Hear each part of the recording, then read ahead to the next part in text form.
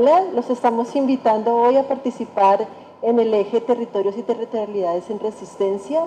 Este eje tiene como propósito vincular todas aquellas iniciativas, reflexiones, pensamientos y acciones en torno a cómo resistimos y pensamos el habitar de manera ética.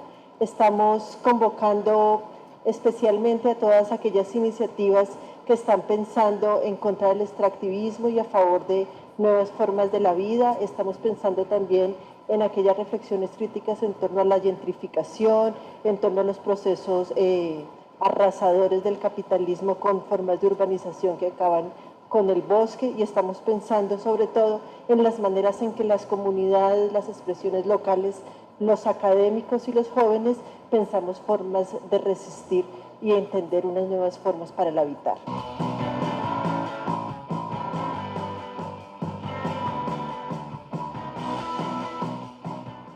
Pensamos las economías para la vida en un horizonte crítico de la racionalidad económica que se propone superar la lógica racional de medio fin, que no toma en cuenta la reproducción de la vida humana y de las especies no humanas.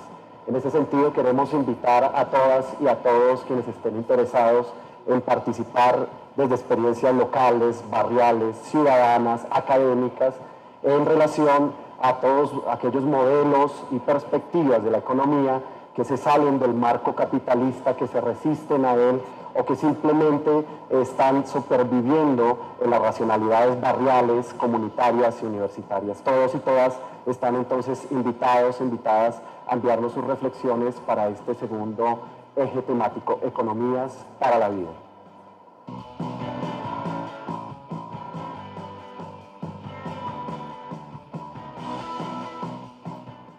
Para nosotros y nosotros, las educaciones desestabilizantes son construcción colectiva de experiencias dentro y fuera de la escuela, hablar abiertamente de sexualidad en la escuela, encontrar nuevos escenarios de lucha política, social y personal. es retomar los aprendizajes para la vida. Si tienes alguna reflexión y o experiencia educativa que consideres desestabilizante, te invitamos al segundo Congreso Internacional de Educación para el Desarrollo, Territorios y Éticas para la Vida.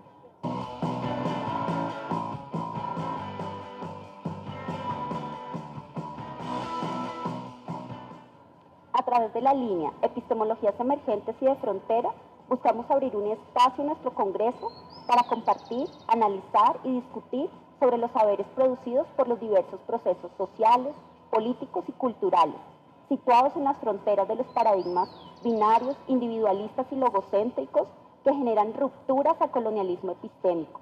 Estos saberes que configuran éticas para la vida y que nos proponen posiciones clave para pensarnos a nivel individual y colectivo en América Latina.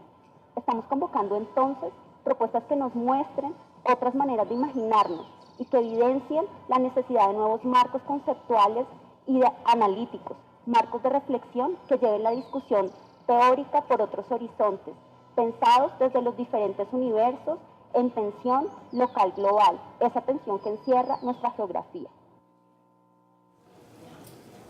En medio del pesimismo de nuestra época se sigue desarrollando el pensamiento histórico, el psicoanálisis, la antropología, el marxismo, el arte y la literatura.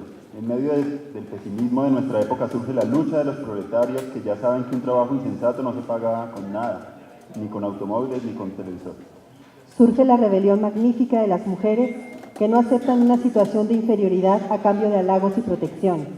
Surge la insurrección desesperada de los jóvenes que no pueden aceptar el destino que se les ha fabricado. Este nuevo enfoque nos permite decir como Fausto, también esta noche, tierra, permaneciste firme y ahora renaces de nuevo a mi alrededor y alientas otra vez en mí la aspiración de luchar sin descanso por una altísima existencia. Con este fragmento del libro Elogio a la dificultad de Estanislao Zuleta, queremos convocarlos a tomar en nuestras manos la palabra, para recrear lo que somos, para caminar y encontrarnos con otros saberes, estares y haceres. Por ello estamos hoy aquí, por la idea que se fue anidando en el pensamiento de profesores y profesoras del Centro de Educación para el Desarrollo en torno a coincidir con múltiples maneras de ver, habitar, nombrar y dialogar sobre alternativas al desarrollo que emergen como formas de resistencias y perspectivas actualizadas para recuperar el valor y el sentido de la vida en los territorios. Buenos días, mi nombre es Norma Moreno, Bienvenidos, Andrés Fonseca. Somos docentes del Centro de Educación para el Desarrollo de Uniminuto, sede principal, Bogotá, Colombia. Estaremos acompañándoles estos 4 días junto con todo el equipo del CED en el segundo Congreso Internacional de Educación para el Desarrollo en Perspectiva Latinoamericana, que en esta segunda versión hemos denominado Territorios y Éticas para la Vida. Agradezco de manera especial la presencia de la vicerrectora académica Luz Alba Beltrán y su disponibilidad para acompañarnos en esta mañana. También quiero agradecer a Jaime Espejo, director encargado de Proyección Social de la sede principal.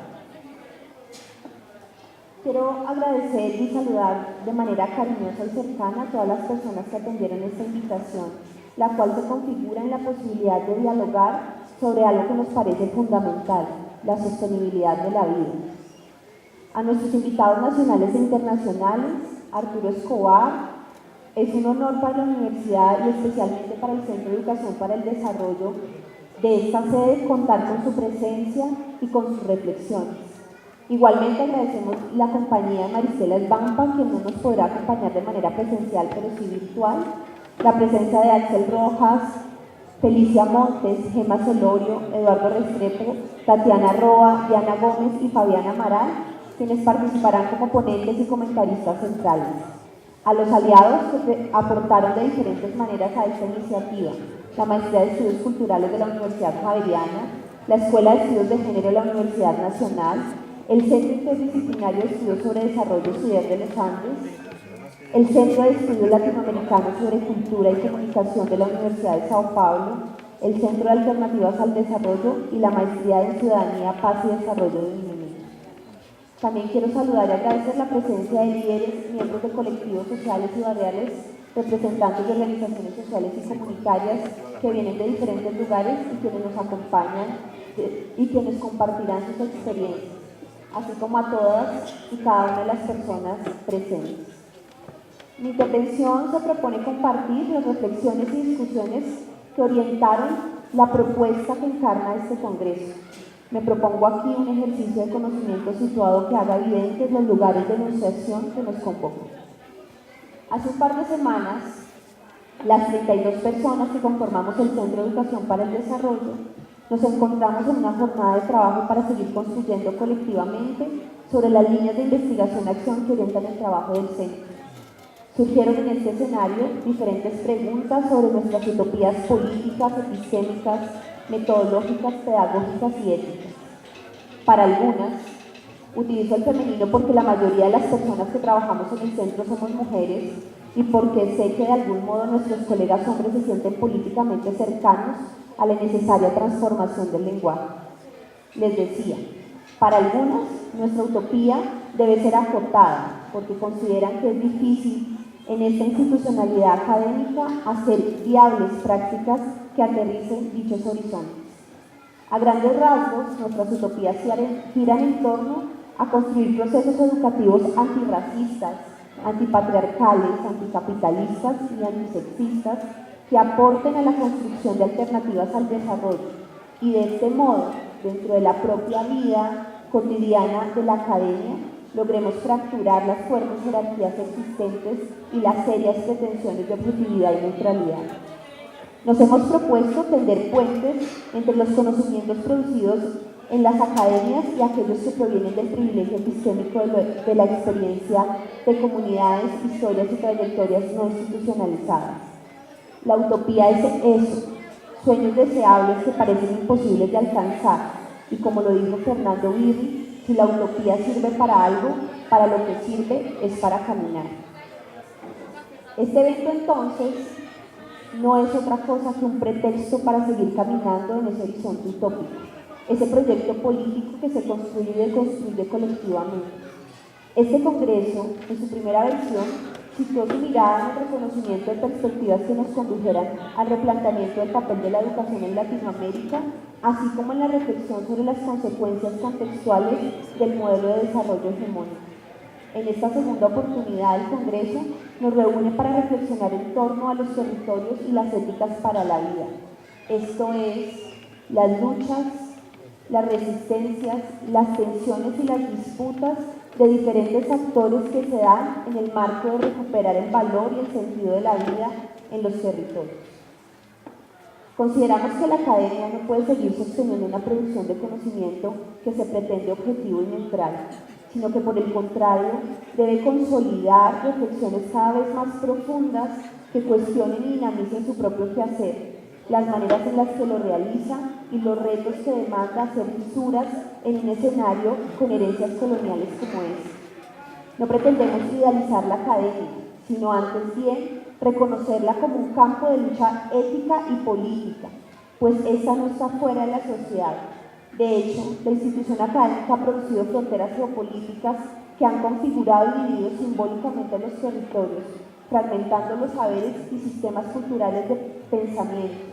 Las ciencias, incluidas las ciencias sociales, se han encargado de reproducir las diferencias y representar la otredad, es decir, han aportado a la estabilización de las injusticias y las inequidades, o en otras palabras, han ayudado a consolidar las condiciones para la dominación, porque la producción de conocimiento, que en su mayoría tiene pretensiones de neutralidad, realmente está al servicio de las minorías privilegiadas y siempre en búsqueda del sostenimiento de dichos privilegios, sean estos económicos, raciales, de género o de nación.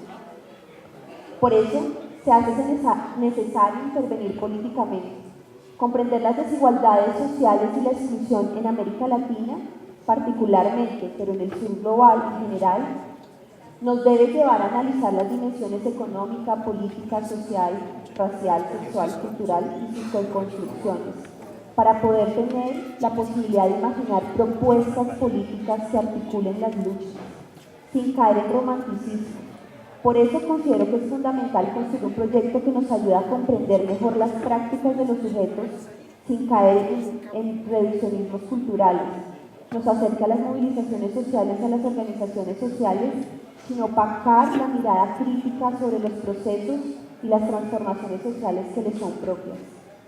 En ese sentido, desde nuestra utopía educativa como SED y desde el marco reflexivo de este Congreso, reconocemos la necesidad de producir análisis complejos sobre los problemas sociales, apostar por las metodologías de investigación más participativas y colaborativas que interrumpan las jerarquías y las relaciones de poder que han caracterizado la producción de conocimiento científico, reconocer propuestas epistemológicas y educativas de frontera que posibiliten otras maneras de conocer y de habitar el mundo y evidenciar nuestro lugar de enunciación, porque no hablamos desde ninguna parte, siempre hablamos con intereses particulares, los cuales deben ser enunciados.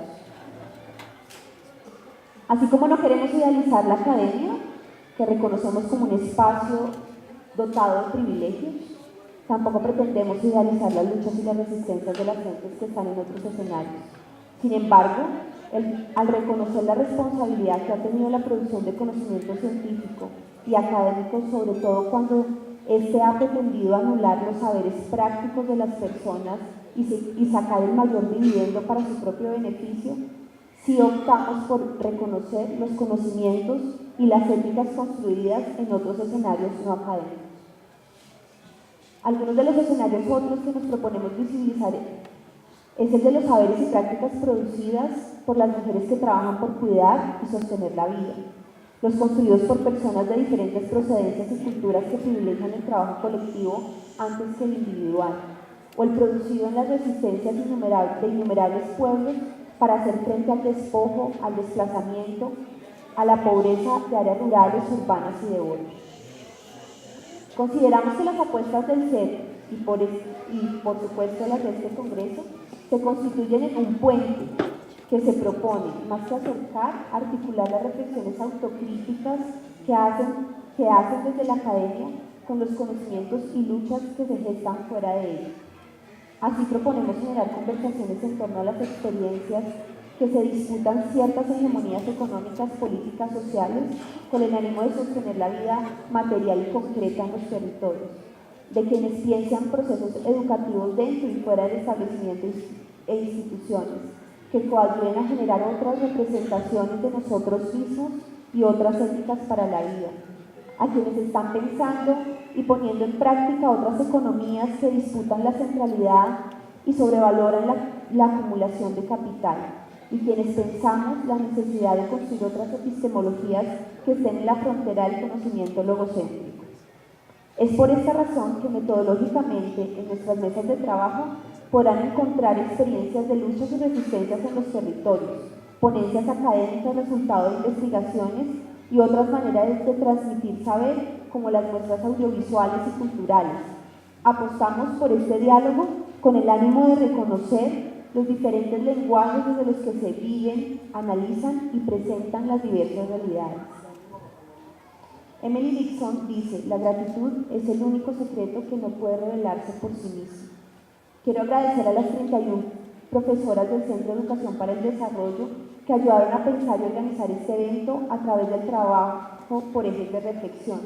Agradecer a Kelly Carreño, que opera en la coordinación general de este evento, a la coordinación académica, Diana Peláez, logística, Claudia Sánchez, financiera, Yuli Moya, de comunicaciones, Ángela Herrera, y a las líderes de cada uno de los ejes, Luisa Arias, Diana Torres, Marcela Sánchez y Tatiana Gutiérrez, a las voluntarias y becarias que están ayudando en todas las labores logísticas, a nuestra asistente administrativa y financiera, Diana López, y por supuesto a Margarita Pérez, quien en calidad de directora de Proyección Social creyó en esta apuesta política del CES y apoyó en todas las sesiones administrativas que demanda la organización de un evento como este. A ustedes, ponentes y asistentes, por acompañarnos. Esperamos que puedan aprovechar la programación del evento, pero sobre todo que este evento resulte fructífero para pensar otros mundos posibles. Muchas gracias. Algo muy importante en las tradiciones del Pacífico colombiano tiene que ver con los arrullos, con el canto. Es de la manera como las madres reciben a sus hijos. Es una tradición muy potente y muy bonita que existe. Muchos de esos cantos no se repiten y cada canto tiene como el sello propio de cada una de las mujeres que cantan arrullos, suaves o murmullos. Así al nacer, los bebés son recibidos con versiones inéditas de estos cantos. Es el regalo que cada mamá o cada abuelita tiene para su pequeño. Y con estos cantos, acompañados de movimientos y palmas, se inicia el descubrimiento del mundo. A continuación disfrutaremos de la presentación de Afrocolombianos Cantando por la Paz, una iniciativa cultural cantada por lideresas de diversas organizaciones y fundaciones que realizan labores de recuperación de la memoria y los saberes afro de sus pueblos. Muy buenos días, mi nombre es Zulma Mayoma, soy representante legal de la Corporación Senderos de Esperanza. Somos un grupo de mujeres cantadoras por la paz y de diferentes localidades, de Usme, Patio Bonito, Ciudad Bolívar, y traemos un proceso con la Universidad Minuto, el apoyo que nos brindan con los estudiantes en cada una de esas organizaciones. En el día de hoy les venimos a presentar, a hacer una demostración, lo que hacemos nosotros como afrodescendientes en diferentes departamentos. Traemos alabados, les traemos arrullos, currulados, diferentes clases de música. Ayer me fui a comprar un arroz. Ayer me fui a comprar un arroz. Y lo que me vendieron, Juanito, y lo que me vendieron, Juanito, y lo que me vendieron, Juanito, y lo que me vendieron.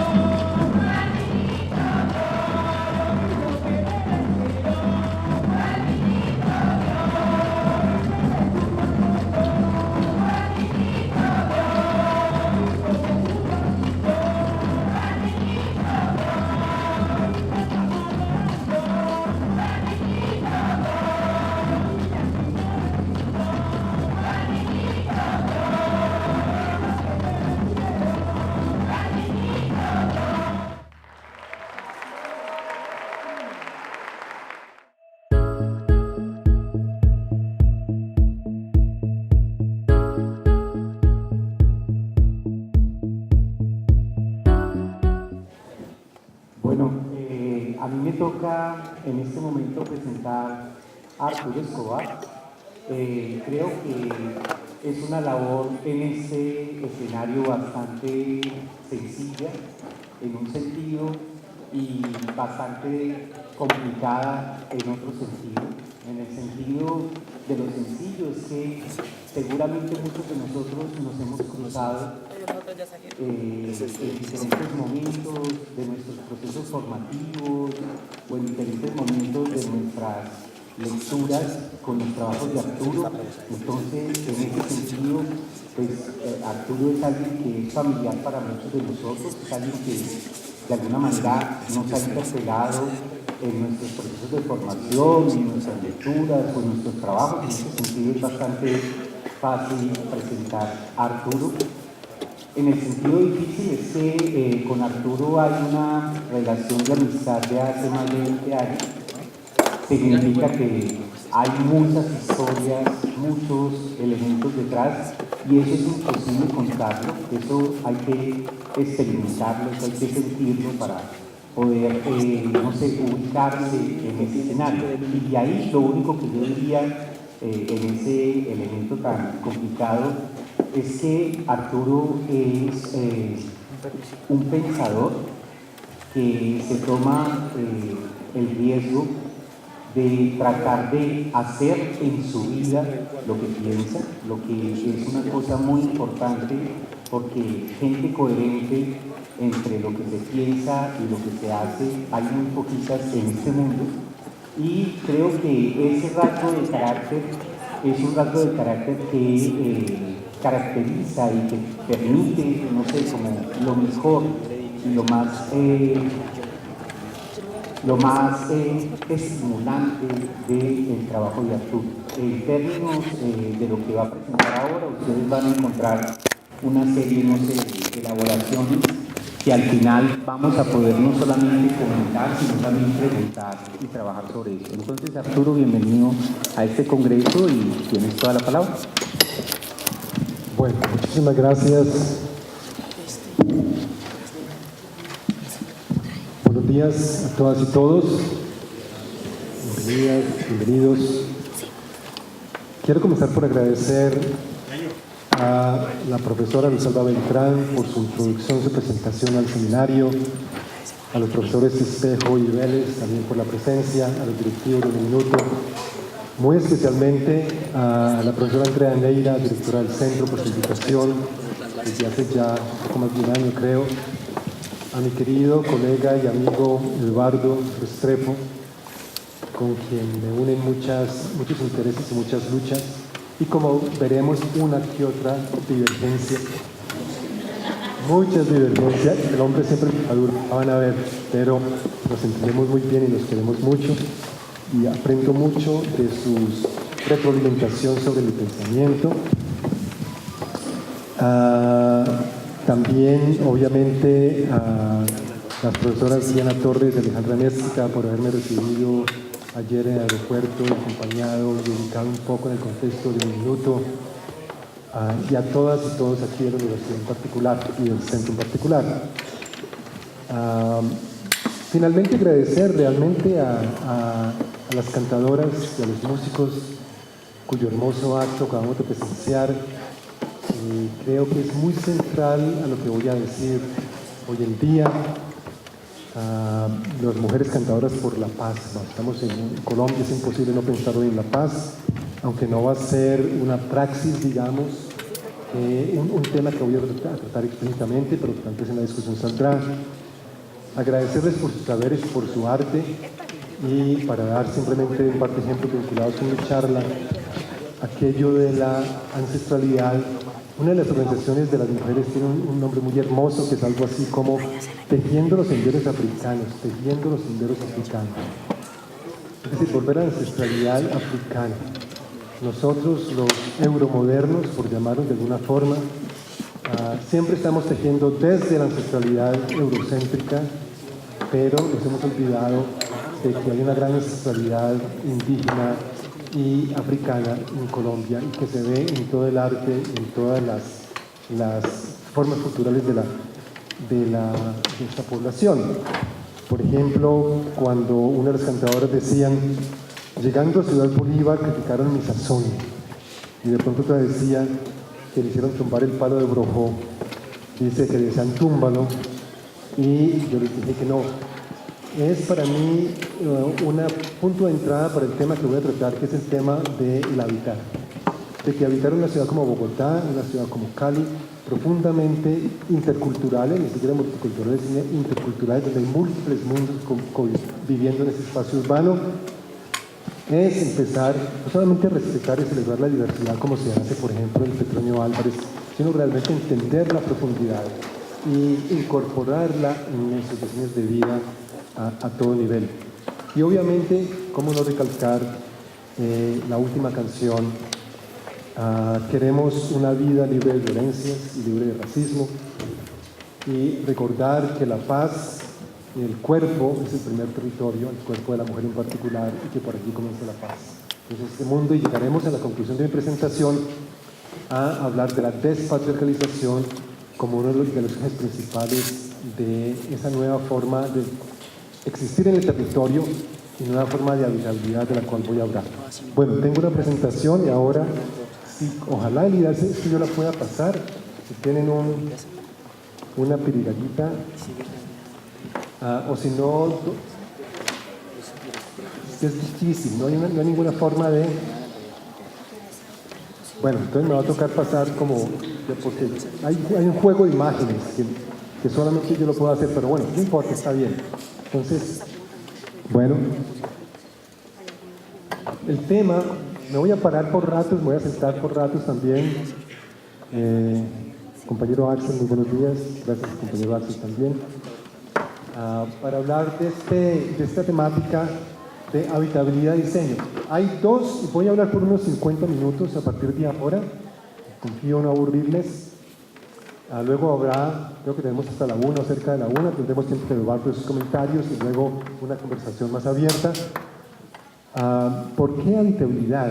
Es decir, un antropólogo, cuando hablamos de habitabilidad, en todas las perspectivas sobre las luchas territoriales, luchas sociales, en las temáticas que hemos estado tratando con otra gente sobre conflictos ambientales, como conflictos entre mundos, como conflictos ontológicos, ¿por qué hablar de habitabilidad?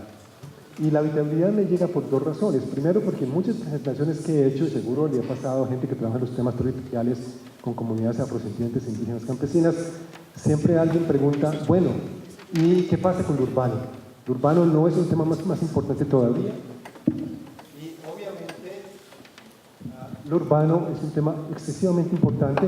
Yo no diría que son mutuamente exclusivos, ni mucho menos. Tenemos que trabajar tanto lo rural como lo urbano y la interfaz de rural-urbano de una forma diferente. Pero entonces estaba pensando, en los últimos 7, 8 años, trabajando en esta idea del diseño, de lo cual hablaré en un momento, y empezar a leer mucho en el campo de la arquitectura, del urbanismo, y de pronto me encuentro con la obra de un vallecaucano, y quería resaltar aquello del Congreso, de pensar desde América Latina también, que me parece súper importante, no seguir pensando solamente con Europa, con Estados Unidos, sino desde América Latina también. Y este es un vallecaucano arquitecto jubilado de la Universidad del Valle que ha desarrollado un pensamiento muy profundo sobre lo que se llama la habitabilidad terrestre.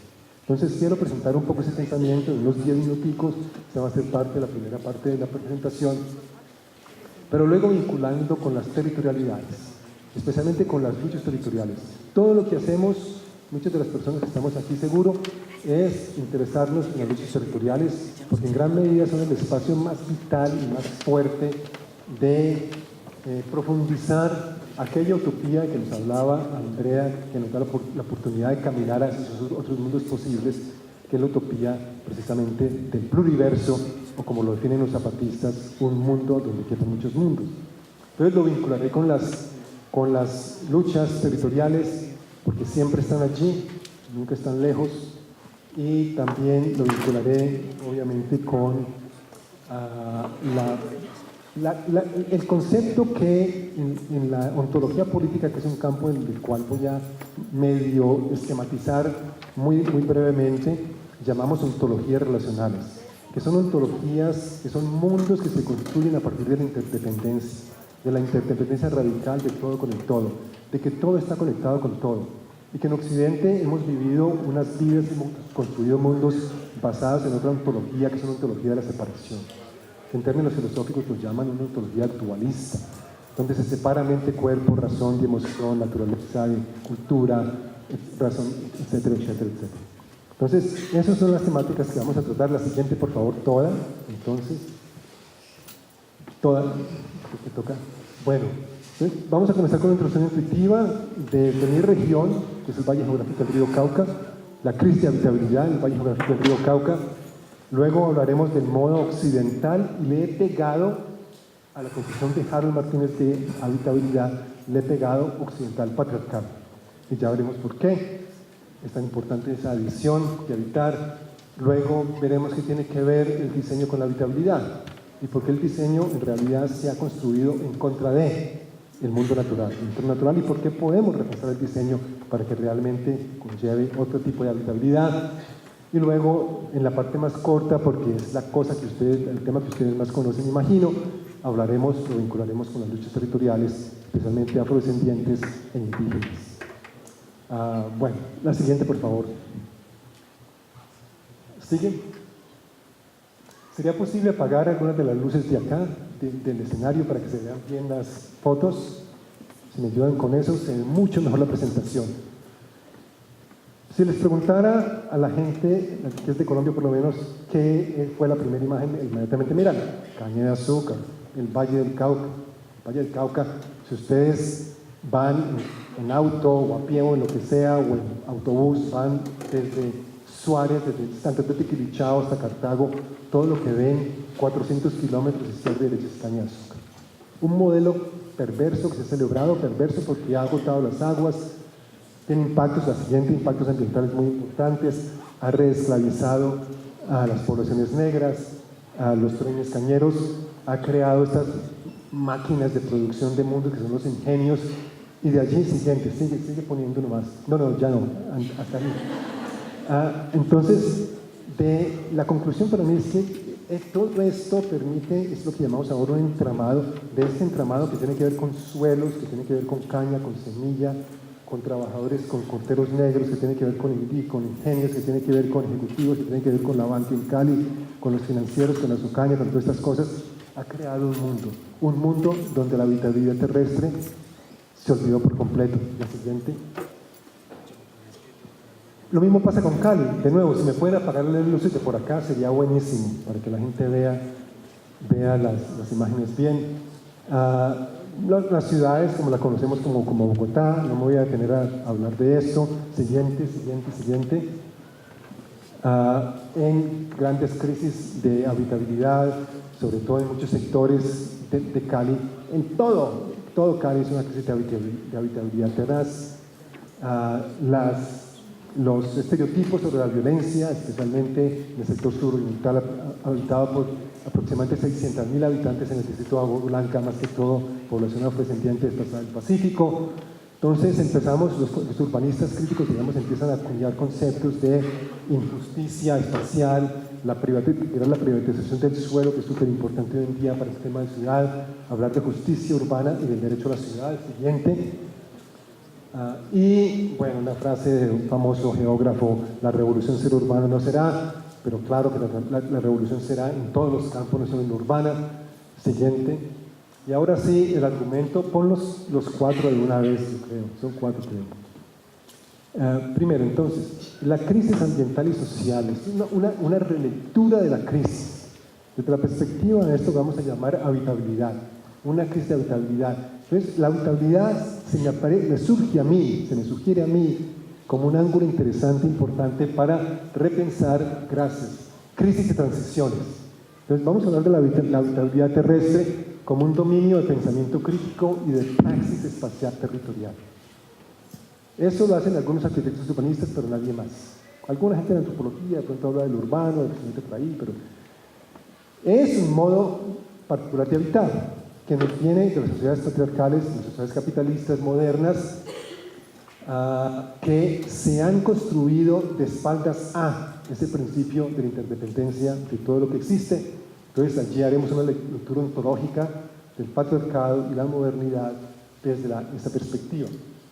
Tercer punto es que hablaremos del diseño como una tecnología política central del modo moderno de habitar. El modo moderno de habitar es un producto del diseño, sin duda el diseño arquitectónico y la arquitectura, el urbanismo, etcétera, pero todo tipo de diseño. Entonces hablaremos del diseño como reapropiarse el diseño, para todos y todas. Todos y todas podemos ser diseñadores y somos diseñadores de hecho. Entonces es una apropiación ontológica, teórico, práctica y política. Y finalmente, que las luchas territoriales que involucran la defensa del territorio también incorporan en su lucha unas formas diferentes de habitar. Lo vemos claramente en el Pacífico, en los ríos del Pacífico, pero lo vemos claramente en toda parte donde hay el intento de habitar de otra forma. Siguiente, por favor. Yo creo que toda hasta allí. Bueno, entonces, para presentar muy brevemente la obra de Harold, les cuento que posiblemente no voy a poder presentar todas las diapositivas, me voy a saltar o algunas, tal vez muchas, de acuerdo al tiempo, cómo vaya corriendo el tiempo, pero está bien, no importa. ¿Qué es lo que hace Harold? Harold, desde su profesión como arquitecto, desde su desaprender, como dice él, el viaje obligado que los arquitectos y los teóricos sociales tenemos que hacer por Occidente, ir a ver los grandes obras de Le Corbusier o de Alvar Aalto, de Frank Lloyd Wright, etc. De maravillarse con todo eso, pero después empezar a reaprender la forma de ver la habitabilidad desde las poblaciones indígenas, afrodescendientes, de las poblaciones en África, en el Asia, en toda parte del mundo, pero también desde que se metió a pensar y a leer en las ciencias naturales y físicas, especialmente esas nuevas tendencias sobre lo que es la vida, que la vida es la dinámica de la materia, la energía, produce la vida y produce las formas, y que es esa dinámica que se autoorganiza, la dinámica del concepto de autoorganización, de emergencia, de complejidad y autopoiesis o autocreación de la vida. Después de todo eso, llega a un concepto que dice: el habitar, el hábito, es el hecho de la materia. La materia produce, tiene ese hábito de interacción asociativa, lo llamo. Es decir, la materia en genealogía de la vida, desde las simbiosis originales, desde la materia inorgánica hasta la materia orgánica, ha sido producir asociaciones e interdependencias. Eso lo llama él la interacción asociativa. Y él dice: tenemos que volver a habitar con esa interacción asociativa de la materia. Y de allí surgen los hábitats y de allí surgen el habitar. El habitar moderno, lo que llama el ser al estar en, mucho también se surte la fenomenología, como ya verán las personas que han elegido Heidegger o Merleau-Ponty, esos referentes ineludibles en estos temas del habitar y del lugar y del espacio. Pero entonces ve la contradicción irreductible entre la civilización occidental y la habitabilidad terrestre, precisamente porque la civilización occidental, comenzando por los griegos, por las polis griegas, empezó a geometrizar, a reticular el habitar, para, dentro de una perspectiva de control dentro de la ciudad amurallada, donde estaban los ciudadanos hombres griegos nomás, las mujeres no eran ciudadanas, recuerden, y afuera estaban los bárbaros y los esclavos y los campesinos. Siguientes dos. Entonces hay una crisis de habitabilidad, lo cual para Harold sugiere, esta es su propuesta fuerte, digamos, a nivel de estudios culturales y de filosofía del espacio, que la habitabilidad terrestre debe entrar con vigor en el mundo de la filosofía y los estudios culturales, digo yo, a una habitabilidad como la categoría máxima para ordenar la complejidad del pensamiento humano. ¿Por qué? Bueno, todo el mundo dice que su categoría es la más importante. Entonces ahora Harold nos dice: no, la categoría más importante es la habitabilidad. Entonces veamos un poco por qué. La siguiente. Y estas las voy a pasar un poco más rápido, porque realmente tengo como 10 diapositivas más sobre la obra de Harold. Las voy a pasar muy rápidamente, hablando de la verde fuerza del suelo, que es otra forma de decir el mundo vegetal. Sabemos que la vida viene del sol, la fotosíntesis, lo vegetal, de ahí viene todo lo vivo, la tierra.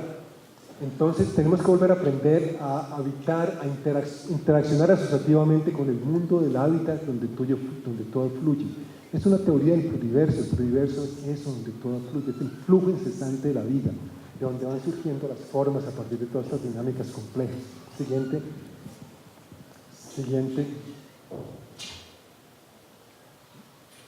Simplemente les voy a dejar que lean un poco, siguiendo adelante. Siguiente. Entonces, el habitar moderno, esta casi no se ve. El habitar moderno es un habitar, como dice, construido donde esté el hombre aislado, el individuo autónomo, supuestamente, en contra del mundo natural, produciendo estas espacialidades excluyentes del mundo natural. La siguiente. Entonces nos abrimos a la posibilidad de otro tipo de hábitat, otras arquitecturas, dice él, sin interferencia del mundo occidental. Imposible, sabemos. Sabemos, está bien, no importa, es una utopía, una ruta para caminar. Ver de nuevo el hábitat como el producto de esa interacción asociativa de coevolución. Ver que el habitar es vivir comunitariamente con los humanos y no humanos, conviviendo con el entorno, integrando con el entorno. Y este objetivo de diseño para el siglo XXI, que me gusta la formulación, un lenguaje arquitectónico nuevo que realice la amorosa integración asociativa con el paisaje natural, la amorosa interacción asociativa. El lenguaje del cuidado, de muchas activistas feministas en particular, se acerca mucho a esto. Entonces tenemos de la necesidad de construir formas que expresen la idea del humano como habitante de un universo vivo y no de un contenedor inerte. Y esto lo encontramos en distintos autores que dicen, bueno, por ejemplo, en muchas culturas del mundo, y tradicionalmente, aún en la Europa de antes de la modernidad, se veía el universo, era todo un ser vivo. Los humanos lo veíamos como seres que habitábamos un universo vivo y no un mundo inerte, una tierra, un territorio inerte. Siguiente, por favor. O sea, antes de empezar con esta, de que es un mundo donde que no se construyen esos mundos que ven el universo como vivo, son mundos que no se construyen a partir de la separación entre lo humano y lo no humano, sino que hay continuidades entre lo humano y lo no humano. Bueno. Entonces, para Harold tenemos que buscar una nueva fusión entre campo y ciudad. Siguiente. Y dice, en el campo, las culturas campesinas han sabido mantener cierta forma de habitar biocéntrica, geocéntrica. Los hemos vilipendiado. Su propuesta es que toda unidad habitacional que se construya debe involucrar, recrear al menos la misma área construida en área vegetal. Siguiente. Se produciría este tipo de construcciones. Siguiente. Siguiente. Esto es parte de su modelo, su imaginario. Esto es una presentación que hizo en Venezuela hace un par de años. Y este ya es parte de su propuesta, es un modelo, no existe construido, son apartamentos, unidades habitacionales de interés social, 50 metros cuadrados, pero donde todas las paredes básicamente van a ser, los corredores van a ser paredes vegetales donde se pueda plantar los cultivos que la gente cultivaba, por lo menos algunos cultivaban antes en el campo. Siguiente, introducir una visión campesina del suelo en la ciudad. Siguiente. Y así se van haciendo como unos efectos de demostración de unidades habitacionales de este tipo en las ciudades. Siguiente. Expansión regional, para repensar región, me parece muy interesante. Hace 2 semanas presentamos esto en la Universidad Autónoma de Occidente en un doctorado sobre regiones sustentables y tuvimos una discusión muy interesante sobre la viabilidad o no de estos modelos, que hasta ahora son modelos. Siguiente. Siguiente. Y siguiente. Entonces, allí habla Harold de una bifurcación. Siguiente. 6.000 años de civilización, 26 siglos de civilización occidental, antropocéntrica, que comienza con Grecia, y una bifurcación hacia un giro geocéntrico. De nuevo, volver a habitar con la Tierra. Siguiente. Lo relaciono mucho con las nuevas teorías de urbanismo. Estoy de un arquitecto como un gurú de la arquitectura mundial hoy en día. Solamente voy a leer una frase. Él dice, el papel de la arquitectura hoy en día, el urbanismo, debe ser irrigar territorios con posibilidades. No es construir cosas fijas y firmes para siempre, sino formas flexibles que irriguen territorios con posibilidades. Siguiente. Esto de Kohlhaas me parece bonito, es interesante, se equipara con lo que está haciendo Harold Martínez en Cali, una especie de modelo donde ya se empieza a incorporar más la fuerza viva del suelo, como lo llama Martínez. Siguiente. Podría terminar, pero en general termina siendo cosas antropocéntricas de todas formas, donde tenemos las unidades habitacionales rodeadas de mucho verde, pero que en última instancia es una cuestión estética, y no una cuestión realmente vital, fundamentalmente integral. La siguiente termina siendo algo así, muy bonito, muy interesante, muy asombroso, pero al mismo tiempo completamente antropocéntrico. La siguiente. Bueno, ahora ponlos todos, yo creo, ya. ¿Por qué relacionarlo con la cuestión patriarcal? Y lo relacionamos con la cuestión patriarcal porque esto es de acuerdo a ciertas nuevas, no son tan nuevas, concepciones del patriarcado, más que todo de autoras feministas europeas y latinoamericanas, muy diferente a la teoría feminista euroamericana que se ha consolidado tanto en Norteamérica y también en parte de América Latina, como el tipo Donna Haraway, etc., que también es muy importante, pero es muy diferente y están a contracorriente. Esta, por ejemplo, hay 4 pensadoras alemanas muy importantes en ese sentido: Claudia von Gerhoff, que ha sido muy cercana a los zapatistas, Verónica Benholt-Thompson, María Mies, Bárbara Duden, Silvia Federici, obviamente. También en América Latina hay muchísimas: Rita Segato, Silvia Rivera Cusicanqui, Diana Gómez, todo el feminismo decolonial, Aura Cumes, las pensadoras indígenas y afrodescendientes, Betty Ruth Lozano. Hay todo un cuerpo teórico nuevo que se acerca en parte a una lectura ontológica de lo patriarcal. Entonces, en esto quiero dedicarle los próximos 5 o 7 minutos tal vez, explicar cuál es la idea fundamental. La idea fundamental, en esta forma, es muy sencilla. El patriarcado realmente surge, históricamente hablando, en algunos espacios de Europa del Este, hace unos 6.000, 7.000 años. No voy a entrar en detalle por qué dicen estas feministas que fue así, pero sí que el patriarcado entonces se convierte en una ontología, en una visión de mundo centrada en la jerarquía, la dominación, la apropiación, el poder, el control, la negación del otro y la guerra. Y me parece que están produciendo, tomadas como un todo, estas nuevas interpretaciones patriarcales, produciendo una nueva lectura de lo que es el Occidente y la modernidad capitalista. La siguiente, y lo importante de esto es que siguen siendo fuerzas vivas, que el patriarcado sigue una fuerza viva hoy en día. Alguno me dirá, bueno, ¿y por qué interesar por el patriarcado hace 7.000 años? ¿Qué tiene que ver eso con lo que tiene que ver con todo? Tiene que ver con todo lo que somos hoy en día en el presente. La siguiente. Esto es una frase de M.S. Serres, gran pensador anticolonial de Martinica, su librito Discursos sobre el colonialismo, que es fascinante, deben leerlos, todo el mundo lo debe leer. Una civilización incapaz de resolver los problemas que crea es una civilización decadente. Hablando de civilización europea colonizadora. Siguiente. Deténganse, tal vez debo leer lo que dice arriba, si es posible. Deténganse a mirar esta representación. Es de la hija de Tatiana Roa, que nos va a estar acompañando también en algún momento aquí en la conferencia, que se llama Vanessa, Angie Vanessa. Y para mí es muy hermosa. Miren qué está pasando aquí. Aquí es el pluriverso, es el flujo de la vida. Es los humanos, es la forma de habitar de que nos habla Harold Martínez, en interacción asociativa con el suelo, las aguas, los pájaros, la luna, el sol, los animales, las raíces. Es la circularidad de la vida que nos hablan también los compañeros y compañeras arhuacas y cobis de la Sierra Nevada de Santa Marta.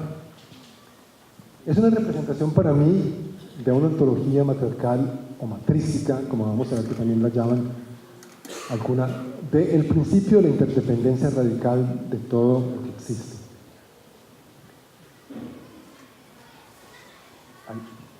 Bueno, ¿de dónde viene este concepto de ontología matrística? Lo he encontrado una resonancia muy fuerte entre el pensamiento feminista que les narraba hace un momento y el pensamiento de Humberto Maturana, especialmente en su colaboración con una psicóloga alemana que se llama Gerda Werdensoller.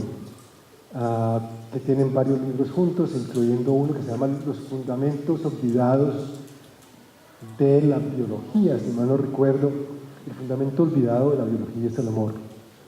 El amor. Entonces ellos hablan que una definición ontológica de lo que es una sociedad matriarcal matrística, que no es que en la sociedad matriarcal no es que la mujer predomine siquiera, sino que en la sociedad matriarcal hombres y mujeres somos matriarcales, o son matriarcales, en el sentido de que son una ontología que destaca la inclusión, la participación, la colaboración, la coinspiración, el respeto, la aceptación mutua, la sacralidad, que es muy importante, y la renovación cíclica de la vida. Históricamente hablando, porque ellos también van a 6.000, 7.000 años de historia, y empiezan a ver el desarrollo de estas sociedades matrísticas y el desarrollo de las sociedades patriarcales que a expensas de las sociedades matrísticas. Siguiente, por favor. Siguiente. Entonces, esas culturas matrísticas tienen lugar, tienen en un trasfondo de conciencia de la interconectividad de toda la existencia, la interconectividad de toda la existencia. Ubuntu, el pensamiento de Ubuntu es muy parecido, surafricano. Yo soy porque tú eres, yo soy porque todos somos, yo soy porque todo existe. Nada más contrario al principio de la ontología radical de separación de la ontología occidental. Bueno, tenemos que recuperar, un poquito atrás un momento, tenemos que recuperar la vida matrística, la forma matrística de existir, etcétera, etcétera. Permitirnos ver y vivir la interacción y coparticipación de todo lo vivo en el vivir de todo lo vivo. Entonces eso es, de que veamos la interacción y la participación de todo lo vivo en el vivir de todo lo vivo y que desde allí nos reconstituyamos como seres comunalizados, matrísticos, si se quiere, y que haya una propuesta fundamental para la paz. Bueno, vamos a pasar rápidamente también por este tema del diseño, que como os decía es como la última área en que he estado trabajando últimamente. ¿Y por qué un enfoque ontológico del diseño? Y esto es una definición muy sencilla, en cierta forma, de ontología. La ontología no la vamos a definir como los filósofos la definen, pero básicamente tiene que ver con aquello lo que significa que algo exista como lo que existe, como lo que es. En cierta forma, por ejemplo, Mario Blaser dice que la ontología tiene que ver con las premisas que cada grupo social tiene sobre lo que realmente existe en el mundo. Pero no es que esa es la realidad, no es la realidad. Son las construcciones sobre lo que realmente existe en el mundo. Entonces, la ontología occidental, por ejemplo, el individuo existe separado de todo. En una ontología indígena relacional, el individuo no existe como tal. Interesante, esto es de una diseñadora australiana que se llama Mary Willis, dice, el doble movimiento del diseño. Diseñamos y lo que diseñamos nos diseña. El diseño diseña. Hemos diseñado las ciudades, que les gustó al comienzo, las Caris y las Bogotás, y esos diseños nos diseñan. No tenemos, digamos, la libertad de vivir sino por dentro de esos diseños. Siguiente. Convencionalmente, esto es el diseño de objetos y productos. Siguiente. Es diseño de objetos, algunos muy bonitos, la famosa Vespa, hay que mencionarla, el hermoso producto del diseño del bel design italiano, los asientos escandinavos, el Macaire, la Olivetti, tostadora Brown. Es decir, si usted lee una historia del diseño, les aparecen todos estos. ¿Les aparece la casa? Tal vez no, pero esto es un diseño fundamental. La casa de la familia nuclear de suburbio norteamericano. Siguientes dos. No, disculpe, echa para atrás. Que se perdieron. No, está bien. Sí, sigue. Entonces, volveremos a esa casa. Entonces, ahora un nuevo pensamiento del diseño. Hay una gran inflación del diseño. El diseño se ha convertido en todo. Hay un libro famoso de un italiano muy bueno, muy interesante que les recomiendo, que se llama Ezio Mancini, que se llama El diseño cuando todos diseñamos, todas y todos diseñamos. Entonces, esa idea de que el diseño está en todas partes, de que el cambio masivo, como lo dicen todos los gurús de Toronto del diseño, no es sobre el mundo del diseño, sino sobre el diseño del mundo. Entonces, que los diseñadores y diseñadores ahora estamos diseñando mundos. Y los mundos que diseñamos desde la ideología convencional, patriarcal capitalista, son mundos convencionales, obviamente. Entonces hay un imaginario convencional de que podemos hacer todo lo siguiente, y podemos hacer todo, por ejemplo, como lo sugiere un colega argentino aquí en esta diapositiva, con la tecnología. Entonces el imaginario tecnopatriarcal del diseño es este. Son las máquinas, los robots, las impresoras 3D, la nanotecnología, la biología sintética, el reconstituir el humano más allá de la biología, que ya no dependa de la biología, como en la película de ciencia ficción Ex Machina, si algunos lo vieron, es la utopía de este tipo de diseño. La siguiente. Entonces, la otra, me encuentro entonces, ¿por qué empecé a trabajar yo en el diseño? Bueno, muchas razones, desde mucho antes, pero en los últimos 7 o 8 años, porque empiezo a ver que el diseño está surgiendo como un área interesante de pensamiento crítico social y de teoría crítico social. ¿Y por qué será?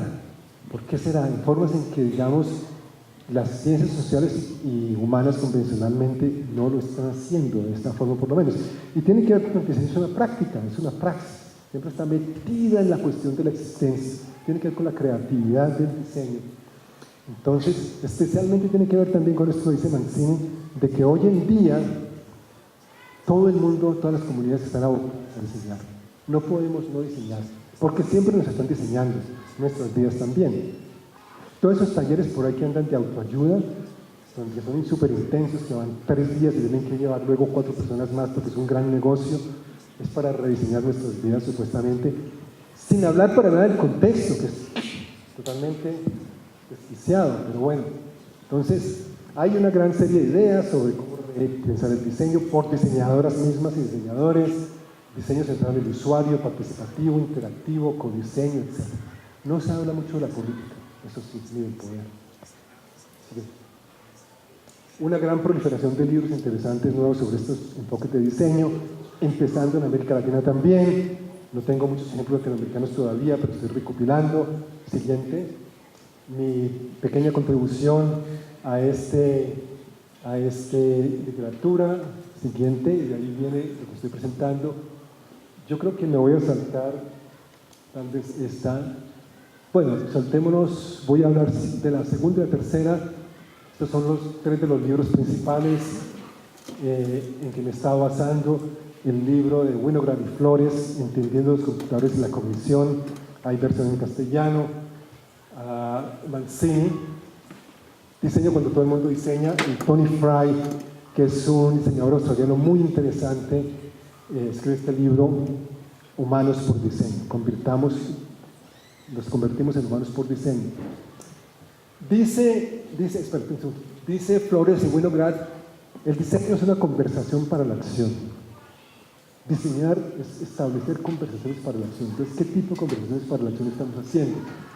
Una praxis situada entre la dimensión abierta de la ciencia y la tecnología, y habla mucho ahora de ciencia abierta, etcétera, etcétera, de free software también, y las prácticas culturales. Entonces, miremoslo desde las prácticas culturales. Siguiente. Ahora, ¿por qué el diseño es ontológico? Espera ahí un momentito. ¿Por qué es ontológico? Yo a veces uso imágenes de ciudades para explicar este término, pero esta vez decidí hacer una explicación de este tipo. No sé si la alcanzan a ver bien, pero esta es una parcela tradicional, campesina, economía campesina. Siguiente. Que los agroecólogos modelan de esta forma. Es una habitabilidad terrestre diferente. Es una habitabilidad en interacción asociativa con todo lo que existe en la finca. Entonces están las leguminosas, está el cafetal, está la azotea, el vivero, las fuentes de agua, los frutales, etcétera, etcétera. Siguiente. ¿Qué pasa cuando llega la plantación? La plantación es otro modelo, es otro modelo que excluye la habitabilidad. Es un modelo construido en contra de la interacción asociativa de todo lo que existía allí, como bosque tropical húmedo, por ejemplo, en el Pacífico Sur. Siguiente. Volvemos a la casa. Y las siguientes 2. El diseño es ontológico porque una casa de suburbio norteamericano, donde tú llegas abres tu garaje automáticamente, entras tus carros. La clase media alta colombiana está viviendo así, no solamente con 2, sino con 3 y 4 carros. Horrible. Es una clase media alta cada vez más desquiciada desde mi punto de vista. Lo siento, los que pertenecen a esta clase, si hay alguien aquí, pero están desquiciaditos, perdidos, civilizaciones. Contrastémoslo con la antípodas de esa, que es la maloca, la casa tradicional de indígenas, grupos indígenas del Amazonas, donde puede haber 30, 40 personas habitando con reglas de habitación, donde la habitabilidad terrestre es una interacción asociativa del todo con el todo, incluyendo los bichos y todo lo demás que los modernos no queremos. Entonces yo a veces digo, bueno, ¿qué surge de aquí? Este es un entramado que nos produce individuos descomunalizados, descontextualizados, desapegados del lugar, del ambiente y hasta de su cuerpo. ¿Qué surge de aquí? Mundos profundamente comunalizados, en sintonía con la tierra. Siguiente.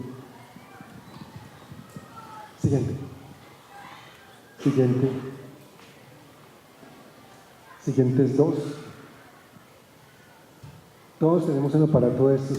Vean, hay unos escribiendo en vez de estar poniendo atención. Varios por aquí. Ya me las pillé. De mal que están en la primera fila, lo siento. Súper chévere, ¿no es cierto? La conectividad, hacemos muchas cosas, tecnologías potentes, muy bien. Pero al mismo tiempo, ¿qué es como diseño? ¿Cómo nos están diseñando como sujetos particulares, como formas de ser particulares? Y si empezamos a hacer el tejido, el entramado que ha producido el celular, nos tenemos que ir a África. Nos tenemos que ir a África, de donde se saca el coltán y el tungsteno y el molibdeno y el litio, y ahora otras partes de América Latina, donde sacan los minerales y las tierras raras, que están en todos los celulares que tenemos nosotros y computadores que tenemos nosotras y nosotras. A veces lo digo para ser un poco drástico, todas y todos tenemos pedacitos de África untados de sangre en nuestros bolsillos. Porque son las guerras en el Congo. Las culpables surgen de esa búsqueda de estos minerales. Es el otro lado de la moneda. O la esclavización de trabajadores en China por Apple, como descubrimos después de la muerte de Steve Jobs. Reclasifiquemos Facebook por lo que es una red antisocial. No son redes sociales, son redes antisociales. Este es un rapper afroamericano muy interesante. La siguiente. Entonces, en esta nueva perspectiva de diseño, tenemos esto de Mancini, por ejemplo, una propuesta muy interesante. Y el libro de Mancini tiene una teoría social súper sofisticada, subyacente. Él no la hace explícita. Eso es lo interesante. Pues si uno lo lee con los ojos de la teoría social, hay una teoría social de transiciones civilizatorias muy interesante. Entonces, él dice, bueno, tenemos las crisis, ¿no es cierto? Queremos ir a esas sociedades sustentables, donde hay formas de ser relacionales, como él mismo lo llama, y tenemos que pasar por innovación social, nuevas formas de vivir, nuevas formas de producir, nuevas formas de pensar, nuevas formas de vivir, de producir y de pensar, interactuando entre ellas, y por tanto tenemos estas nuevas formas de diseño que él las categoriza en su libro, y un diseño como una forma de activismo. Entonces aquí hay todo un pensamiento nuevo de diseño muy interesante que nos convendría como teóricos sociales, como antropólogos, geógrafas, comunicadores, educadoras, de empezar a mirar también. Siguiente también. Bueno, llegamos a la última parte, en los 10-15 minutos que nos quedan, para no correr tanto con esta.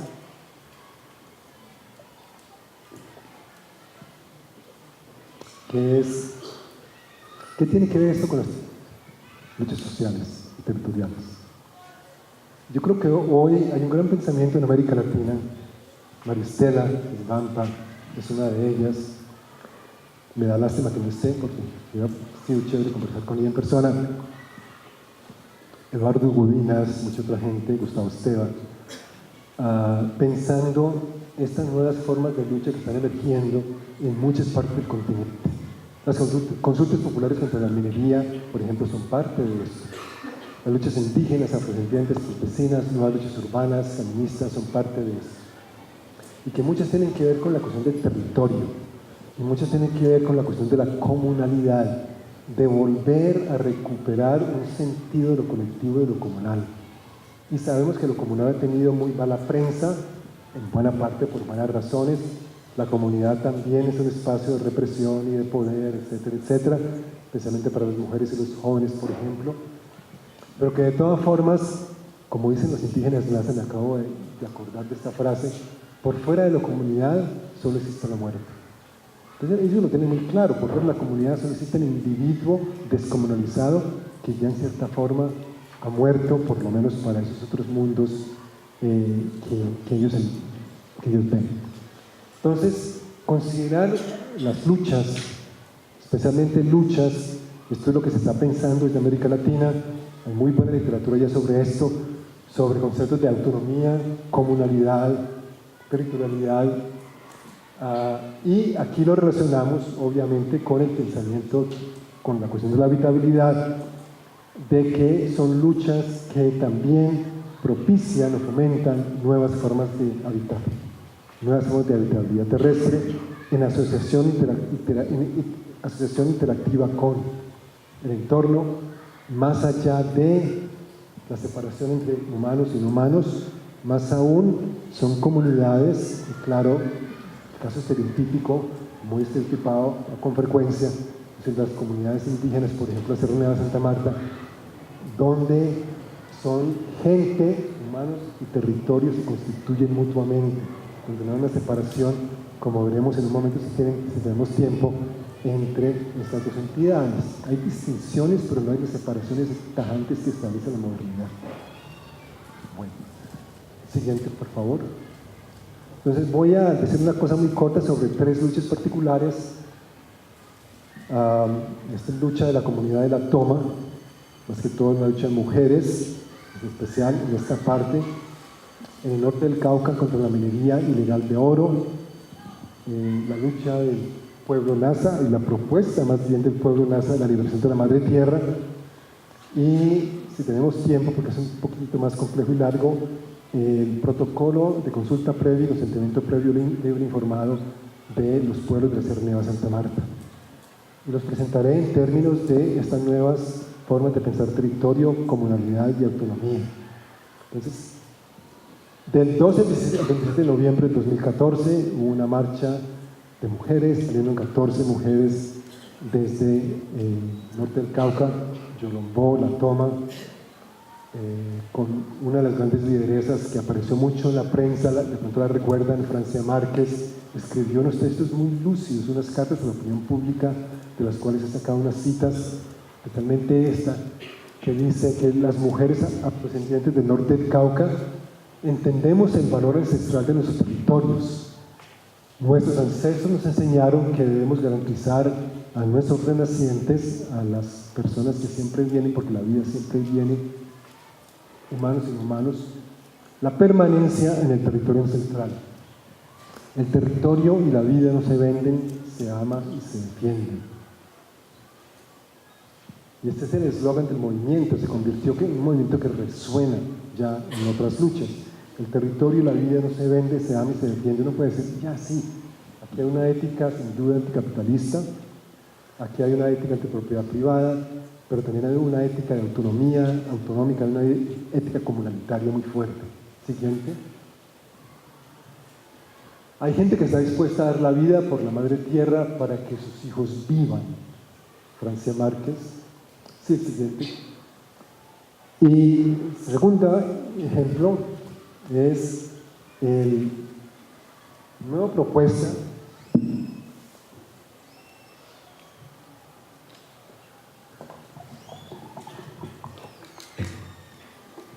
y pensamiento del pueblo Nasa del norte del Cauca, para que no estén familiarizados, pueblo indígena que lleva una lucha de 538 años de resistencia, que se ha embarcado desde hace unos 14 años en una nueva ola de recuperación de tierras, de haciendas, de tierras ancestrales, y que ha elaborado un pensamiento súper sofisticado en las acciones mismas, pero también en muchos textos que son súper lúcidos. Yo siempre digo, es que yo leo estos textos o los oigo a las compañeras y compañeras NASA, esta gente está pensando mucho mejor que nosotros en la universidad. Es un pensamiento tan lúcido, tan complejo, tan contundente, que quería presentar un pedacito. Entonces voy a leer esta frase. Esto está pasando hoy en día en el territorio NASA, en el norte del Cauca. Hoy en día está pasando, todas estas semanas y meses. Ocupan una tierra, cortan la caña, siembran comida, luego llega el SMAD, desaloja, corta los cultivos, etc. Desde este rincón sagrado del planeta, como pueblos ancestrales arraigados en estas tierras del Cauca, hacemos lo que nos corresponde por la tierra y por la vida. Luchamos por la tierra y por la vida. Esta lucha es desde el norte del Cauca, pero no del norte del Cauca solo para el norte del Cauca. Desde el pueblo NASA, no del pueblo NASA. Porque es la vida la que está en juego con la explotación de la tierra a modo capitalista, que desequilibró el clima, los ecosistemas, todo. Desde el norte del Cauca decimos basta, es hora de ponerla en libertad. Entonces surge este enunciado de nuevo en la liberación de la madre tierra como principio fundamental para todas las luchas en el planeta, diría yo. Esa es mi extensión y mi sugerencia. Siguiente. Este es un diagrama ya de hace 13 años, 14 años, donde se contrasta el proyecto de la muerte del capital con el plan de vida, el proyecto de vida de la comunidad del movimiento, basada en tejer autonomía, tejer territorio, tejer autonomía. El concepto de tejido es súper fuerte en todas estas luchas. Las luchas son por el tejido, por proteger el tejido de la vida, pero entre tejerse las luchas también entre ellas mismas. La siguiente. Pasamos rápidamente, luego volveré al pueblo NASA un momento.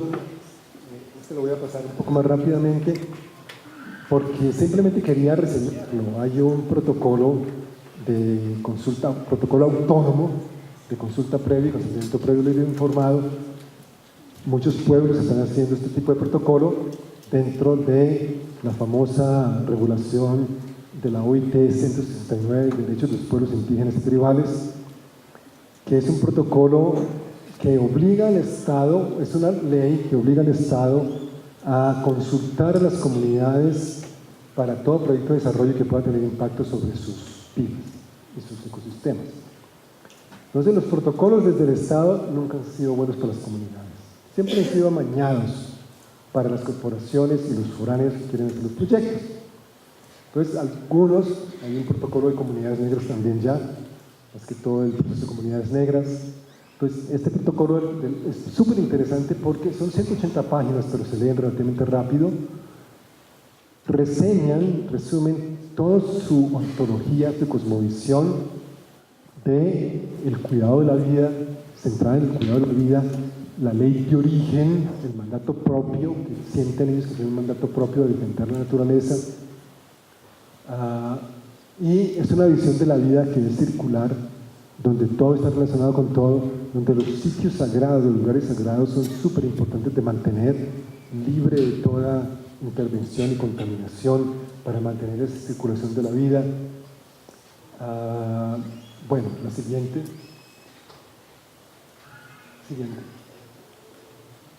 Siguientes dos. Y ver que hay unos elementos básicos para la vida y que esos elementos no se pueden negociar, no se pueden mercantilizar, que siempre hay que defenderlos.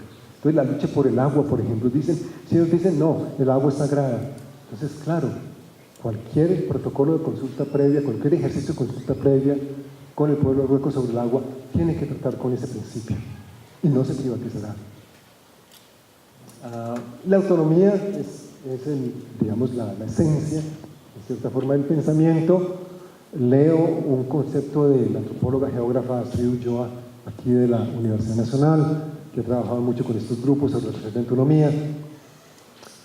Entonces yo veo una ontología relacional aquí, en este protocolo, donde dice que los territorios son entes vivos con memorias, Recuerden esa idea de que habitamos un universo vivo, donde se inscriben las geografías de las relaciones con la naturaleza, se ejerce la territorialidad y se articulan diversas relaciones simbólicas, políticas, económicas y sociales, entre otras. O sea, desde esa antología, desde esa cosmovisión, si se quiere, surge todo un pensamiento de autonomía y toda una estrategia política muy sofisticada que han mantenido estos pueblos enfrente de la masacre, enfrente de la incursión por los paramilitares y los narcos y todos los demás actores armados. Siguiente. Alguna gente habla de esta distinción. ¿Son movimientos sociales? Sí, son movimientos sociales, pero también son sociedades en movimiento.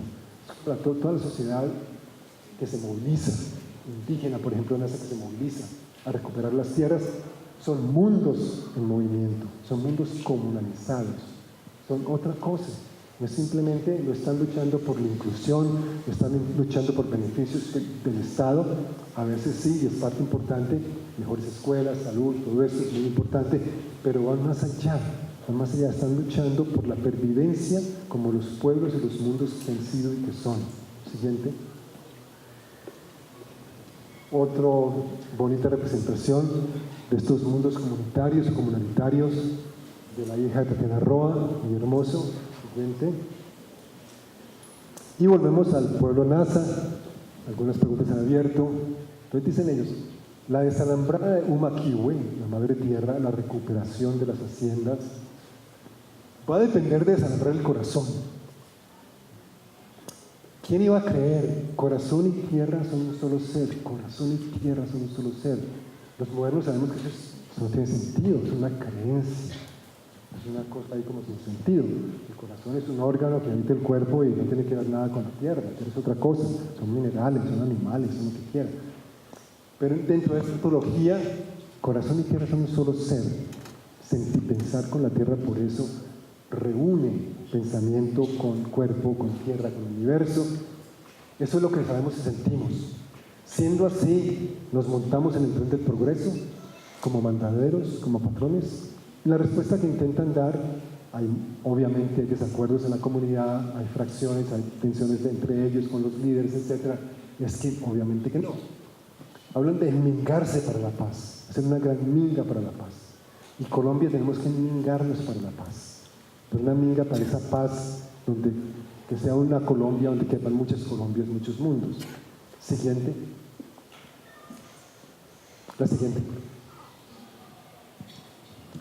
Ahora, ustedes estarán pensando, ya casi termino, bueno, ¿y esto qué tiene que ver con las comunidades realmente existentes? Si están divididas, son heterogéneas, hay relaciones de poder, están siendo masacradas, todo esto. Hay unos principios, sobre todo de Marisol de la Academia María Blas, que son muy complejos, muy difíciles. Yo voy a incluir esta diapositiva porque es difícil de entrarles. Pero básicamente, en el pensamiento, especialmente de Marisol, en sus últimos escritos, ella dice, si pensamos, ella da un ejemplo, por ejemplo. Máxima Acuña es una campesina indígena en una montaña de Perú que está defendiendo una laguna. Es la última persona aparentemente de su comunidad que permanece en defensa de la laguna contra una minera inmensa que va a acabar con todo. Y ella dice, bueno, pero yo ¿cómo puedo salir de mi territorio si yo soy el agua, yo soy la montaña, yo soy esta laguna, yo no soy por fuera de esto? Yo soy esto. Claro, el moderno dice, bueno, sí, a mí me dan otra casa mejor en otro lado y me voy, me dan otra tierra mejor en otro lado y me voy.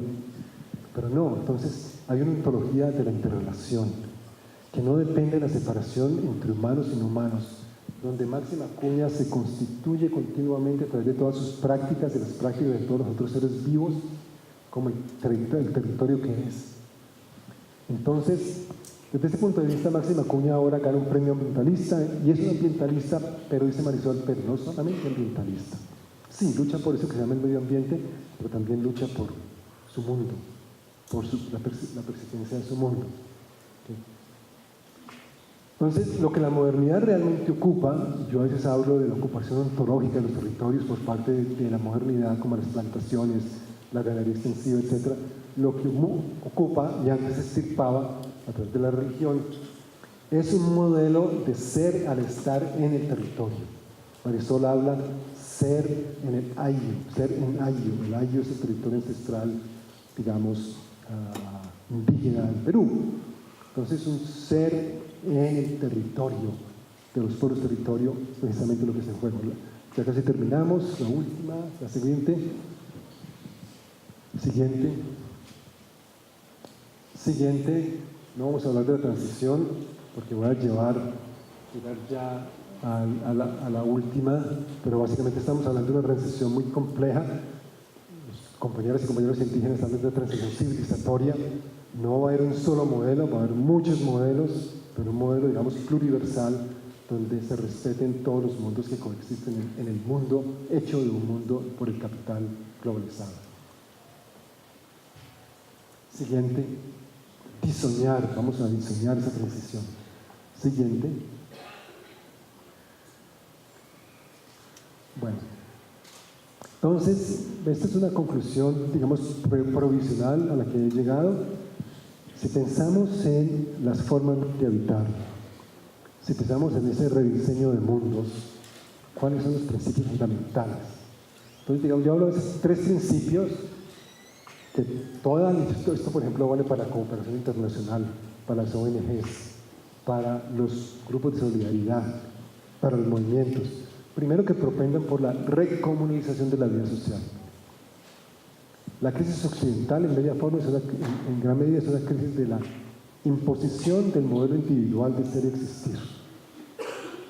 Segundo, la relocalización de las actividades económicas, de salud, de educación, tecnológicas, en la medida de lo posible. Muchas cosas tendrán que ser globalizadas de todas formas, pero muchísimas cosas se pueden volver a relocalizar. Las huertas urbanas, las agriculturas urbanas son parte de esto. Las economías locales y solidarias es parte de esto. Tercero, que fortalezcan autonomías locales. Y esto surge muy fuerte de los movimientos, muchos movimientos, no todos, pero por ejemplo muchos movimientos étnicos y campesinos. Y luego tres ejes, digamos macros si se quiere, de que todas las prácticas, actividades, estrategias deben ser concebidas desde una perspectiva simultánea de descolonización y despatriarcalización de las organizaciones y las sociedades, la liberación de la madre tierra y el florecimiento del pluriverso, definido de nuevo como ese mundo donde quepan muchos mundos. Siguiente, tal vez voy a terminar con esta, leer esta frase nomás. Liberamos la madre tierra del capitalismo, nos liberamos nosotros mismos para volver al tiempo en el que simplemente gozamos la vida comiendo, bebiendo, danzando, tejiendo, ofreciendo al ritmo de Umakiwe, es en el que podíamos ser en interacción asociativa con el entorno. Esto no quiere decir que esté en contra de la tecnología, sino que la tecnología, la economía tiene que estar subordinada a este principio y no al revés como siempre se concibe. Somos un nido en el camino de la madre tierra para que todos los seres seamos, arriesgamos nuestro ser. O sea, es una lucha muy solidaria con toda la tierra y con todos los humanos. Umakiwe es nuestra casa común, la única. Ahí sí, entren, la puerta está abierta. Entonces nos invitan a que reentremos a ese mundo de la madre tierra a través de la lucha por la liberación de la madre tierra. No es simplemente reciclar un poquito por aquí y por allá, tener unas paticas, participar en una huerta urbana, no. Tiene que ser una estrategia mucho más profunda y mucho más activa de lo que enmendarse para la paz. Bueno, muchísimas gracias por intervenir.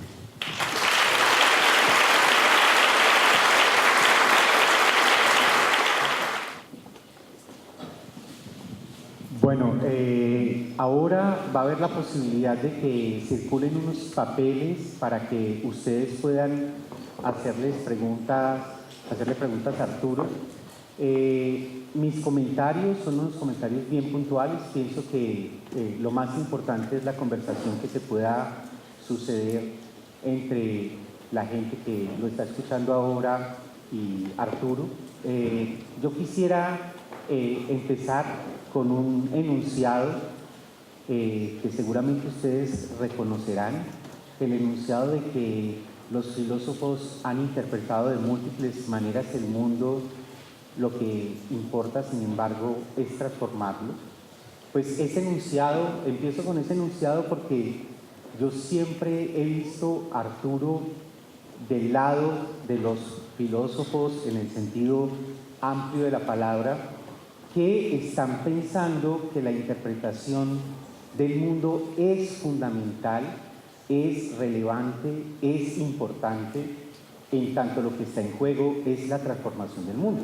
Lo que acaba de decir Arturo es precisamente una elaboración desde la convicción de que el pensamiento, la interpretación, la teorización, la conceptualización tiene sentido en función de las disputas y en función de las problematizaciones por la transformación del mundo.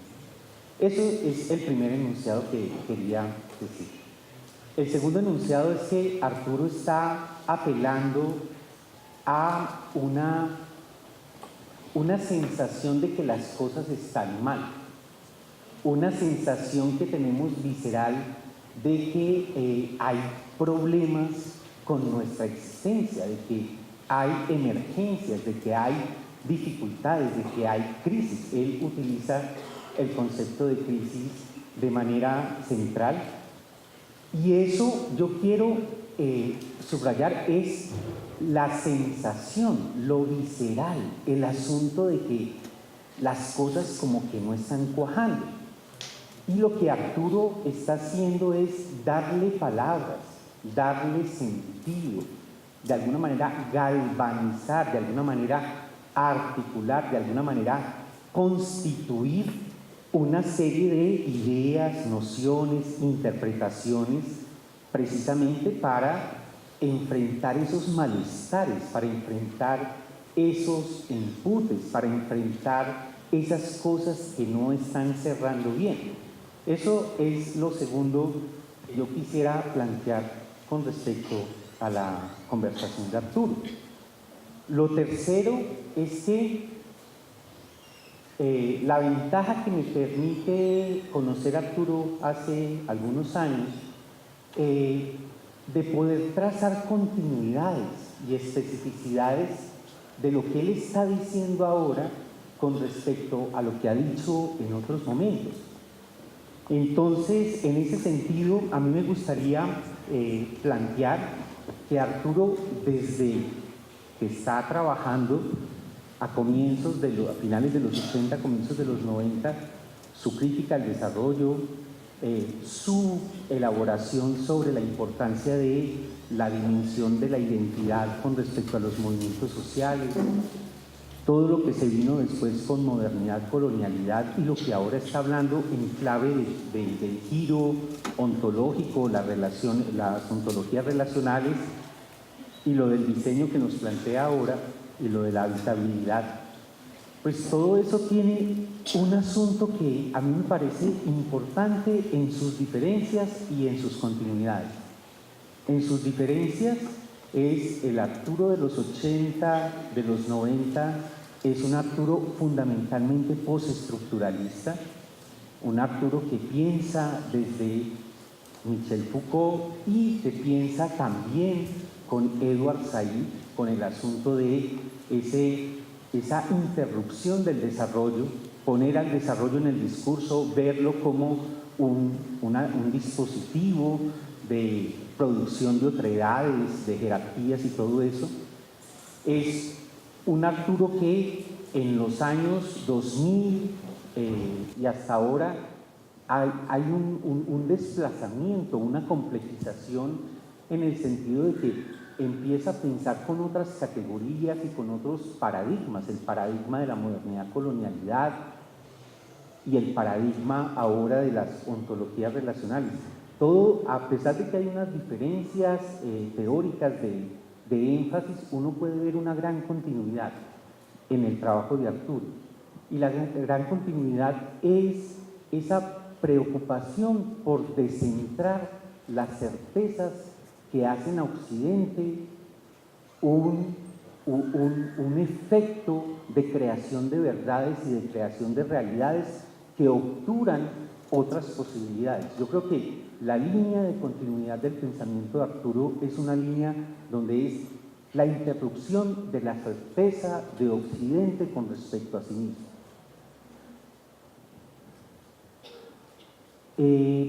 Habiendo dicho eso, yo quisiera hacer dos anotaciones con respecto a lo que nos acaba de presentar. Una anotación yo la llamo de complementación y la otra anotación la llamo de, no sé, como de tensión, para ponerle alguna palabra. La notación de complementación yo la veo en varios puntos. Tengo aquí 4 puntos. El primer punto de esa anotación de complementación del pensamiento de Arturo es que yo creo que es importante densificar los contrastes que Arturo está haciendo en su elaboración. Él está pensando modernidad, no modernidad, pueblos indígenas, nosotros, está pensando en términos de comunidades versus individuos. Yo creo que eso es cierto, yo creo que ese elemento es importante y nos permite hacernos un conjunto de preguntas. Pero yo creo, y en algunas partes de la charla Arturo lo traía a colación, también hay que pensar en las heterogeneidades, en las complejidades, en las no puridades de dos cosas que se están oponiendo, ¿cierto? No es el asunto, por un lado, del patriarcalismo como una puridad y por otro lado, de un asunto que es total afuera del patriarcalismo y es matricialidad. Yo creo que eso es cierto, pero creo que las cosas se juegan en el mundo de la vida, en entramados más densos, heterogéneos y complejos. Yo no creo que la vida pueda ser pensada sin la muerte. O sea, no es una cosa de solo, por un lado, armonía, vida, comunidad, cosas hermosas, y por otro lado, muerte, individuo, patriarcal. O sea, yo creo que la cosa del mundo siempre ha sido más en entramados de complejidad. Entonces, mi primera anotación con respecto a esta complementariedad, yo creo que hay que leer a Arturo como alguien que nos hace pensar cosas y a renglón seguido hay que entender los entramados de complejidad que ese pensamiento nos invita a hacer. El segundo es sobre cómo Arturo imagina y enuncia la modernidad. Yo creo que él ha sido uno de los grandes críticos de la modernidad y eso es un elemento que nos ha posicionado mucho. Sus críticas al desarrollo, a pensar el desarrollo, han habilitado, han abierto otros incluso horizontes de imaginación teórica y política que son muy valiosos. Pero mi contribución a la complementación del pensamiento de Arturo ahí es que no hay una modernidad, hay múltiples modernidades y las modernidades producen a Arturo también. Hay modernidades deleuzianas, hay modernidades profundamente relacionales, hay modernidades que nos constituyen en barrios periféricos de Medellín con unas comunalidades, con unas interacciones y con unas imaginaciones que no son esa modernidad hiperreal desde la cual Arturo hace la crítica a la modernidad. Yo creo que hay que complejizar, hay que complementar eso. No es porque la modernidad hiperreal no exista, por supuesto que existe, y lo que Arturo nos está invitando a pensar es los efectos de esa modernidad hiperreal. Pero no hay, en términos de lo fenoménico, una sola modernidad, y hay cosas maravillosas. El pensamiento crítico que produce Arturo es parte de la modernidad misma. Entonces, ese sería mi segundo asunto. La ecología, la economía, la ecología política, todo eso hace parte. Mi tercer Mi tercera anotación sobre complementariedad es, yo entiendo el asunto de la larga o de la hiperlarga duración como de los 6.000 años del patriarcalismo. Eso es un asunto muy importante, estos elementos de larga duración, de hiperlarga duración. Pero yo creo con Stuart Hall que es necesario pensar en la tesitura de los contextos y las coyunturas específicas. El patriarcalismo de hace 6.000 años no puede ser el patriarcalismo que estamos enfrentando hoy. El patriarcalismo que se enfrenta en un barrio popular de estas mujeres que vienen del Pacífico no puede ser el patriarcalismo que enfrentan unas feministas alemanas en Berlín. O sea, yo siento que hay unas líneas de continuidad, hay unos asuntos de larga duración, pero con Hall yo creo que la disputa por transformar el mundo se da precisamente en la densidad de los contextos y de las coyunturas específicas. Por eso tenemos que pensar la diferencia de la diferencia. El capitalismo de hace 500 años no es en muchos sentidos el capitalismo que estamos enfrentando ahora. Entonces, yo agregaría el asunto de la dimensión contextual a estos elementos de larga duración, de estos elementos gruesos, grandes, que Arturo nos está invitando a pensar. Y la última, para pasar a la atención muy rápida, tiene que ver con algo que yo sé que a Arturo le gusta mucho y en lo que estamos de acuerdo, y es lo que yo llamaría las materialidades de estos diseños, las materialidades de las posibilidades de otras experiencias de habitabilidad. Y las materialidades tienen que ver con las condiciones materiales de existencia. Las ideas no surgen de la nada. Las ideas no producen ideas en abstracto. El diseño o la posibilidad de habitabilidad surge de procesos, fuerzas históricas, encarnaciones de disputas y materialidades en el mundo que tenemos que entender como las condiciones de posibilidad, de existencia y de permanencia de las ideas. Entonces, no es que nosotros nos dediquemos a pensar mejor y que el pensamiento va a producir automáticamente el mundo, sino que el pensamiento es parte del mundo, es una materialidad más del mundo, y si no se conecta con disputas específicas, por muy bonito que pensemos, ese pensamiento va a ser abortado en su posibilidad histórica de transformar y disputar mundos concretos. Entonces, yo complementaría estas ideas de Arturo es, bueno, qué fuerzas, qué luchas, qué contextos, qué contradicciones. Y el mundo es contradictorio, es de disputas, es de luchas, es beligerante, y no porque los hombres estén en el poder, sino porque la naturaleza misma, la constitución misma de lo que somos tiene que ver con la tensión, el conflicto, la crisis. Ahorita nos abrieron este congreso con el elogio de la dificultad de Stanislao Zuleta.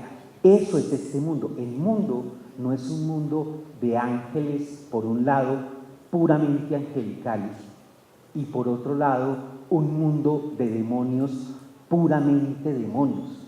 Si el mundo fuera eso, y si las disputas del mundo fuera de colocarse del lado de los ángeles, yo creo que la política y la disputa del mundo sería un asunto profundamente elemental, profundamente simplista, que es a lo que está. Bueno, el punto de la tensión lo menciono simplemente, muy rápidamente, para que ustedes le pregunten cosas a Arturo, es que yo amo a Arturo, y lo adoro y lo amo por algo que yo llamaría que Arturo es alguien comprometido con la hermenéutica de la esperanza. Arturo le apuesta a la esperanza. Y Arturo le apuesta a la esperanza como una posición política, porque él es muy deleuziano, aunque a veces no traiga tanto a Deleuze, y es la potencia de lo emergente que se hace cuerpo precisamente cuando se lo enuncia, cuando se lo cartografía, cuando se lo posiciona.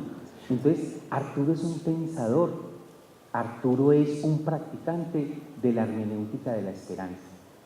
Y la tensión que yo tengo con él ahí es, viendo lo importante de esa cosa,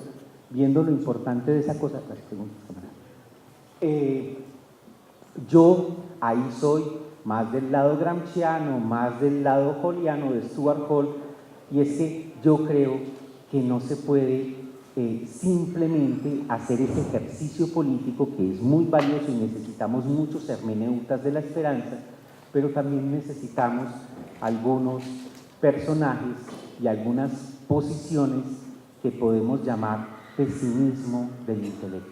Yo creo que el pesimismo del intelecto, como lo enseña Stuart Hall, es fundamental, porque las cosas implican pensarlas aunque no nos guste, porque nosotros tenemos que pensar un mundo que se resiste a lo que nosotros queremos que sea.